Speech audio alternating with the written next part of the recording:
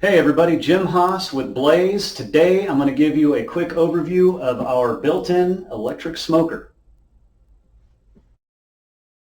The Blaze electric smoker features 3 levels of cooking grates, one of which is constructed of this mesh material, really nice for delicate foods like seafood or vegetables. The other 2 cooking grates are a more traditional cooking grid. You can also add 2 more cooking grates in here as an option if you'd like. It's got a 304 stainless steel smoker box. Wood chips go in here.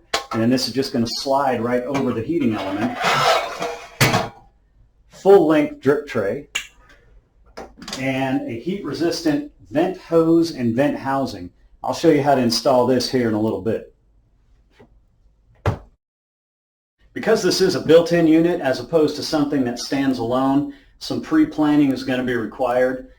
First, you want to make sure that you get those cutouts correct, and we always recommend don't make any cuts until the product is on site. And then it's a pretty easy installation after that. It's going to slide into that cutout. It's going to set on any non-combustible surface. Usually cinder blocks or stepstones are going to be the most common thing. And it's just going to set right on that. There's nothing on the outside of this that attaches or screws into the face of the barbecue island itself. It's just going to butt up to the surface of the barbecue island. You're going to have about a 5/8 inch reveal around the face frame on this. Because this is outdoor use only, a GFCI protected outlet is required.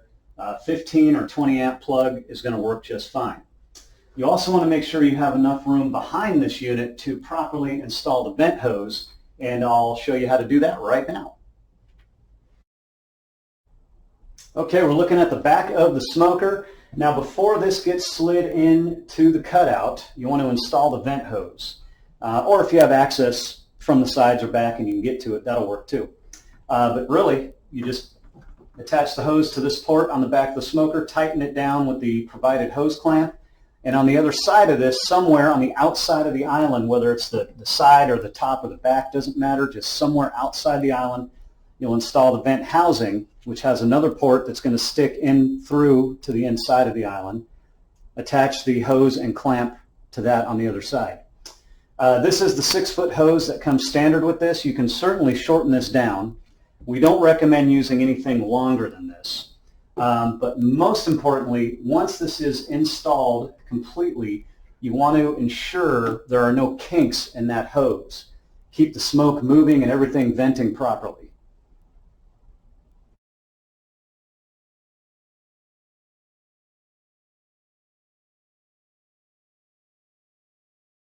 Like with any outdoor cooking appliance, you really want to season or cure it before using it. So what we recommend is coat the entire inside, including the cooking grates, with a vegetable oil or a vegetable spray.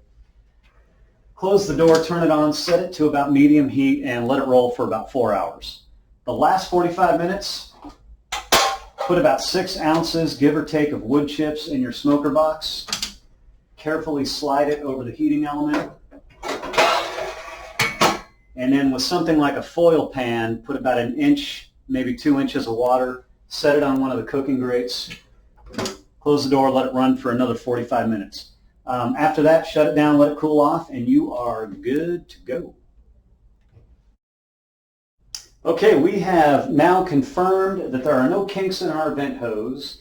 We have confirmed that we are plugged into a GFCI protected outlet. We are properly installed into an outdoor barbecue island, and also have confirmed that we are at least 16 inches away from anything combustible in said island. I don't know if I mentioned that earlier, but very important clearance requirements. You want to be 16 inches away at least from anything combustible. We have seasoned and properly cured the inside of our smoker, and now we are ready to be the king or queen of our block party. So, with your smoker box filled to capacity with soaked wood chips, you can get up to about 24 hours of cook time on one batch of wood chips. Wood chips only, wood chunks don't work so well in this, so wood chips it is. Dry wood chips, you're going to be looking at 2 to 3 hours of smoke time, so they're going to burn through pretty quick. So soaked wood chips, what I always recommend. So fill that up. Lots of flavors out there. There's mesquite, cherry, apple. I use mesquite quite a bit, but lots of flavors out there. Carefully slide the smoker box over the heating element. You really want to avoid getting any liquid or marinades on that heating element, and really shouldn't be too hard. This is very well protected. Close your door and preheat for, I'd say, at least 20 minutes. Get that good smoke and flavor and all that nice heat going in there. As far as cooking temperatures, if you want that real low and slow kind of deal, on your low setting you're going to be at an average of about 112 degrees Fahrenheit. Medium setting is an average of 185, and on the high setting you're looking at 235. And that's an average. That's kind of judging from right here in the center of the smoker. Just remember, the lower you are, the closer to that heating element, it will get a little bit warmer. Just something good to know. So while that's preheating, you're inside prepping your food with your award-winning homemade rubs and or whatever you got in the cabinet. You're going to line the food on the cooking grates, single layers of food, space in between so everything gets that nice even heat and smoke. After preheating, you'll come out here, slide your racks of food in, and depending on the army that you're feeding, 1, 2, or 3 racks. And remember, you have the option to purchase 2 more cooking grates. And away you go. Always check the temperature of the finished product with a meat thermometer. Make sure you're at that proper temperature. And I always recommend, especially with meat, let it rest when you're done.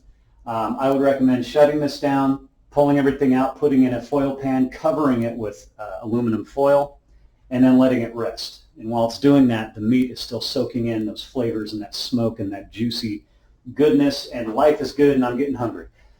And this thing isn't even on.